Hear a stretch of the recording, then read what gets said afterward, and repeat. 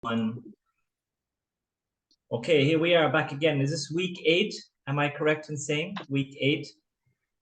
I think we are. Hello, everybody.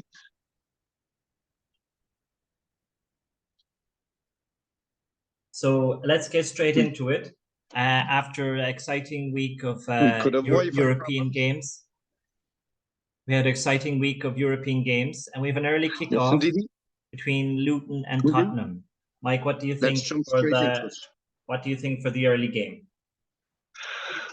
Yeah, I mean, Spurs are on a bit of a run, you gotta say. They had a bit of the look on their side against Liverpool, but the fact of the matter is we certainly were not predicting Spurs to do well. It's early in the season. And so, but fair play to them. Hats off to the manager. You know, they're playing like a team. They're actually working for each other. So, in a way, losing Kane has galvanized other players to step up. I just, after they get fun results like they got against Liverpool, I suspect they could leave their guard down. They were up for Arsenal, they were up for Liverpool, and they might just take their eye off the ball going, this is Luton, this is 3 points in the bag. So I'm fancying Luton to get something out of this game. I'm going to go for a 1-1 draw, based simply that I believe the Spurs defense is still poor, and I think they won't have their full concentration on this game. Okay. What do you think? Yeah, I also am very impressed with Tottenham at the moment. I think that they will be a fall off eventually at some point, but they're on a high at the moment. I was impressed how well they defended against Arsenal. I thought that maybe that they would be weak in defense, but that new guy they have at left back, Udogie, maybe is his name, is playing really well, young player. Also, they brought in Vicario instead of Lloris. He's looked solid. And the relationship Van de Ven has really improved Romario, I think, in defense.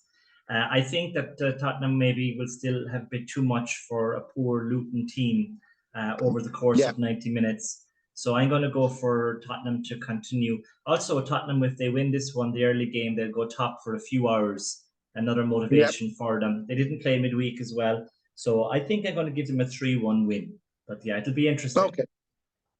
We'll see.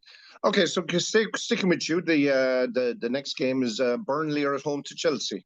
Yeah, Chelsea have got a few wins under their belt recently. They beat Brighton, they beat Fulham as well, and their strikers are that Mudryk scored and Broca's back from injury. He scored, so that will give them a little bit of confidence. I think they really needed that because Chelsea have the talent, but they were just lacking confidence, I think. So that will help them. I just think that maybe Burnley, who also got their first win, beat Luton in an important game there during the week. I think Burnley might have a bit of physicality about them. It'll be hard, I think, for a young Chelsea team. I'm expecting Burnley maybe to get a point in this one. I'm going for a 1-1 draw.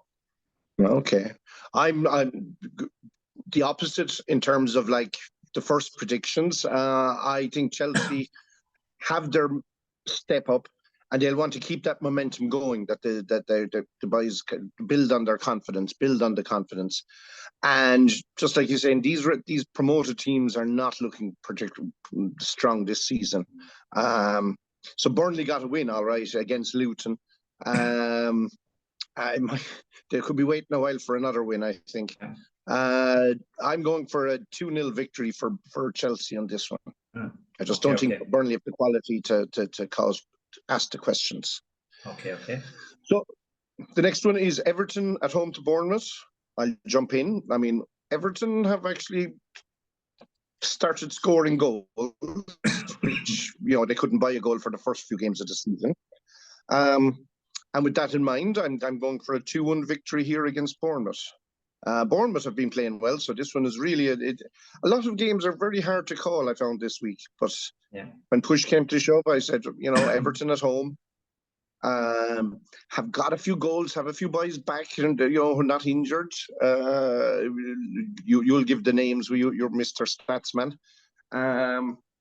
And so I just, again, momentum is the key. Everton will want to get the points now before they go into another rut. Okay. 2-1 to Everton, right? I'm going to go for an Everton win as well. I think it'll be maybe like 1-0 to Sean Dyche, maybe a hard fought out victory again. They don't like playing at home. They've lost their last 4 home games. They did lose to Luton as well too in their last game after 2 wins against Villa in the Cup and Brentford. So that was a setback to them. They would expect it to get points in that game. Disappointing to lose to Luton. But they're playing against a team, I think, that are worse than them. Bournemouth were very tame against Arsenal. They lost to Brighton as well. Their winless in their last 11 games, drawn 3, lost 8. It's the worst in the Premier League at the moment. And but one thing that Bournemouth might say is that in the last 7 games, they've played 5 of the top 7.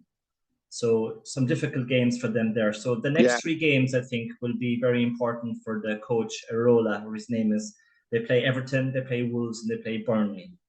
And I think that if he doesn't get points in those games, I think we could see our first managerial casualty of the season.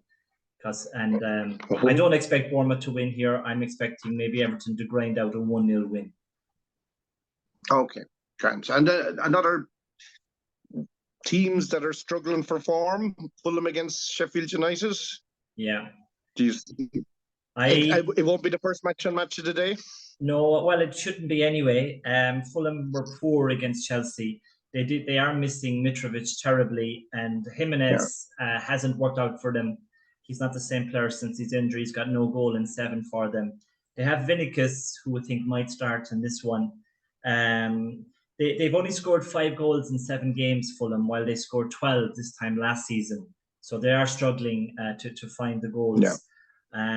Against another poor team, Sheffield United, they faced the most shots, 156 in the Premier League, and they've conceded 19 goals as well. As the highest in the Premier League as well. So up front, they have a bit of potential with that guy McBurney and Archer. If they can get the ball to them, they could be some danger. Sheffield United will be missing as well their central defender Egan. He'll be a big loss to them. I think both teams will be cagey on this one. After some poor results, I'm going to go for a 1-1 draw on this one. Okay. I won't add any more to your stats and your knowledge of where they were last season and the excellent research, Nerleen. I'll just say that 1-0 I have as my scoreline for Fulham to grind out a dour 1-0 victory, which the fans beating. I mean, Sheffield United badly need the points, but it's not going to happen for them. I'm going for a 1-0 victory to Fulham. So Manchester United, the gift that keeps giving, are at home to Brentford. And I mean, we look at United. If you're a United fan, you'd be tearing your hair out. Where do you start? Is it the Glazers' fault? There's lots of money being spent and being spent poorly in their transfer. The players they pick. Onana had another howler.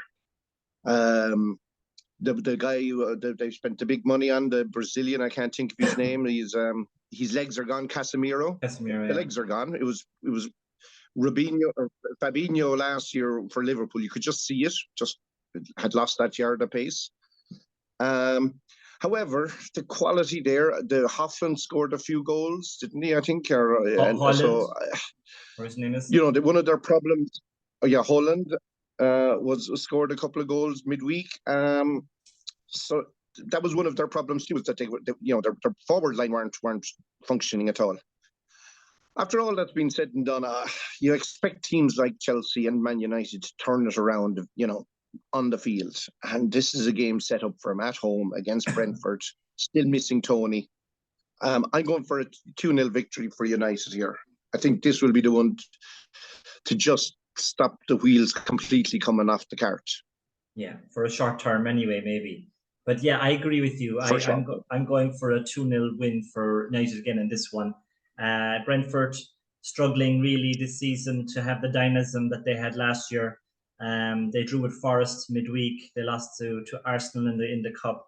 Their two strikers, Wissam and Weimar, are misfiring. Heavy Wi-Fi issues. Yes, your picture seems to be frozen.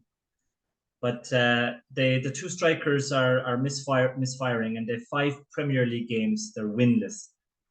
I do think that United should bounce back on this one. The one positive thing they have from the defeat against Galatasaray was Højlund up front. He was amazing. He looks like a class player. And United 4 defeats in 7 Premier League games. It's the worst start in 34 years. But I expect that they should. I mean, we say this for many times, but I'm expecting them to win this one 2-0 and give their coach a little bit of breathing space. So, Mike, are you still with us?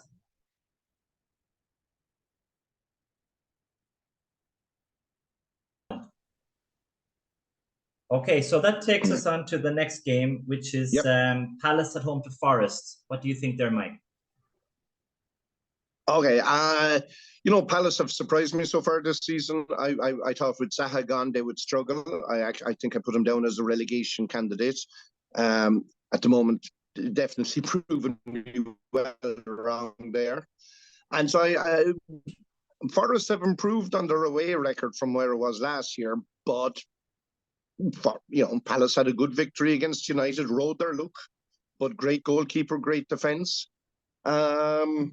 Great goal as well. Great volley by the lads. Anderson. Yeah. So I think at home they'll continue to run against Forest. I'm going for a 2-1 Palace victory in Selhurst Park. Okay. Yeah, I think Palace. We said that Palace had a win against Man United, so they may take the pedal off for this one again. Happy with their draw. They're sitting 9th in the table. Forest ground out a 1-win draw with Brentford. They were playing with 10 men for lots of periods of the second half of that game. We speak about them doing better away, but not really. They only have 1 win and 14. They've drawn 3, lost 10. But one thing is that they've conceded 7 less than this time last season. So they have improved their defense a little bit, and they are sitting mid-table, 12th in the league. So they'll be hoping to kind of keep that up. They don't want to drop down into the relegation zone. I'm expecting kind of a tight game here, maybe each team not wanting to give too much away. I think it's settled for a 1-1 draw. I'm going for a 1-1 draw on this one. Okay, so let's hear you first on the Brighton at home to Liverpool. 2 teams had different defeats in the Premier League last weekend. Yeah. Both will want to bounce back. How do you see that playing out? Yeah. Brighton, I think that this European campaign is kind of like playing havoc with them. They don't seem to have that consistency. They're still scoring, but they're conceding a lot as well. They've conceded 20 goals in 10 games in all competitions. They were looking to bounce back. I mean, last week, the 6-1 defeat against Villa, where did that come from? And they had a game midweek. They did fair play to them. They came back from 2 goals down to draw with Marseille. I think that they will be tired after this one as well. Liverpool, of course, did play midweek, but had a very much more controlled performance, a 2-0 win. And I think Liverpool will be raring to go after the injustice of last weekend against Spurs. So I'm expecting Liverpool to capitalise on Brighton's sort of like adjustment at the moment. I'm going for Liverpool to win 3-1, a comfortable 3-1 win for Liverpool. Okay, just having some technical issues, but Mike is back again. That's okay. Mike, what do you think? Brighton, Liverpool? I'm going for a Brighton victory. Brighton got caught by Aston Villa, I thought, basically because Villa are the classic counter-attacking team. They love a team pushing forward and having the patience. Liverpool won't sit back like that. It's not the way that Klopp plays them. They play with that intense pressurizing and then basically having more possession ourselves and going through McAllister, etc. Which Brighton can do to Liverpool what Villa did to them. So I'm going for a Brighton victory. I'm going for a 3-1 Brighton victory. Obviously, I'm hoping I'm wrong. But Liverpool's defensive frailties have not gone away. Not getting a Caicedo and a defensive midfielder is hurting Liverpool to try and see who's going to really help protect that back line. And I think Brighton are a team that they played the type of game that will exploit Liverpool's weaknesses. Interesting. So I got 3-1 victory to Brighton in that game. Okay, interesting. So moving on, and another tough one to call for me was West Ham at home to Newcastle. I mean, Newcastle are flying high at the moment. They had that great victory in Paris Saint-Germain, or up in St James's Park, I should say. But this is back to earth. West Ham played yesterday as well, last night, so they could be tired after the Europe, and they won again. I'm going to go for a 1-1 draw here. I think both teams have been playing well. They've started, Newcastle, after having a tough run of matches and they lost a few on the bounce, they have bounced back and they're scoring goals again. They're showing more. You can see finally Trippier, you can see him getting assists, where for a long time in fantasy football world, you'd see Trippier's assists had dried up. But he's back playing on form, he's whipping in good balls, and that's where suddenly you're seeing goals, and assist, Trippier. And so, but saying that, West Ham is not an easy place to go. They're a team that are in a 1-1. Excuse me. Actually, yes, I'm going for the same score as you as well. I think both teams will be tired after their European exploits, especially Newcastle. The emotional tiredness as well, too, of that result, I think it'll be hard to kind of get themselves up again and going away to West Ham. So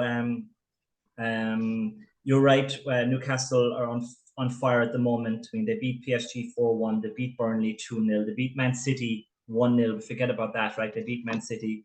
Beat Sheffield United 8-0. So they've scored 15, conceded 1. So they really are on a roll at the moment.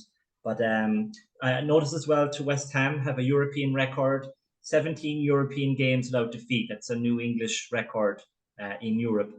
So wow, well done. Yeah. So Bowen as well has got a call up justifiably in the English squad for his performance. But I just think that teams maybe might be tired after the European games, and I think West Ham are hard to beat. So I'm going to go for a 1-1 draw as well on this one. Okay. So let's go. You go. We've got 2 more matches. Wolves versus Villa. You kick this one off. Yeah, it's what they call the Black Country Derby, right? I think, right? Wolves and Villa. So it'll be intense. It'll be an intense game. Wolves will be on a high after their shock victory over Man City. Wolves do like to play on the break. I think that maybe Villa will be wise to them in this one. And I'm expecting Villa to continue their good form. Emery is the master of playing Thursday, Sunday games. He's been doing it for a long time. He knows how to kind of save his team. So Wolves, I expect Wolves to go down this year, irrespective of their victory against Man City. I'm expecting Ollie Watkins to continue his good form, which will mean that he will be signed by Arsenal in January, I hope. So I'm going to go for Villa to win 2-0. I've similar score. I've Wolves to score 1 goal because they have been playing well. It wasn't a complete of a result when they beat City. They created other chances before the equaliser. When the equaliser was in, you'd say, okay, well, City will go on and business as usual.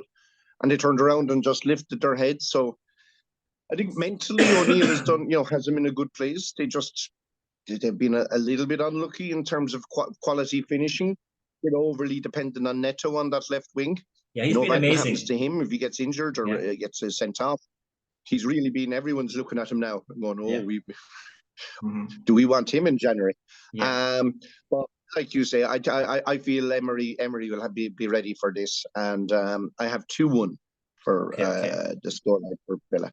So the last one then is a small little match between the defending champions and their closest challengers from last year, Arsenal at home to Man City. Yeah. Mixed fortunes midweek for both teams in Europe. Will it play a part here? Probably not. I feel both guys are looking at this. They were looking at it from last weekend. So the one thing is they both have a defeat in the last 7 days. That's the way I'd look at it, and they've won victory over the last seven days. Yeah. And I'm going to say it straight out. I have a 2-2 draw because I think that it'll be entertaining. There isn't much between these top matches. It could easily be 0-0. It could be 1-0. You rarely see a 5-1 hammering from one team or the other in these, which means that will probably be the score. Now that I said it, I'm just going for an entertaining 2-2 draw because neither team will want to concede much ground to the other. I think they'd nearly quietly both take that and move on and know that the next battle will be, in the second half of the season, that'll be the decider. That'll be a much more, one team will need to win more than the other. At the moment, they both could take a draw and they live to fight another day, even if Spurs are top of the table. Yeah. Okay. So I'm going 2-2. There we go. Maybe I'm kind of going with my heart more than my head. I'm going to go for Arsenal to win this one 2-1. Just because if you throw a coin up enough times, at one point it's going to land on its side. Yeah. And we've lost so many games to Man City that we're maybe just a bit of luck will come our way in this one. Rodri won't be playing. He'll be suspended. That'll be a bad time for the video to freeze, Emre. That'll be a big blow to Man City, and it'll be a chance for Arsenal maybe to get something from it. The game against Lens midweek, it showed that Arsenal, the big problem is that they don't have a striker. Nketiah and Jesus, for all his endeavour, is not going to score 20 goals in a season. We're missing that. Also, Havertz and Vieira are liabilities in that team, need to get Smith Rowe starting. So there are also problems in Arsenal. Also, we'll see if Saka is going to play or not. Martinelli, of course, is out. I think it'll be an intense game, but I'm going to go for Arsenal to win this one, hopefully. Again, just ruling my heart more than my head. Just wait for Mike to come back. So guys, we're going to leave it there. We've got all our scores anyway for this week. I'll put up the video, and hopefully next week we'll have a better internet connection with Mike. Until then, all the best and take care.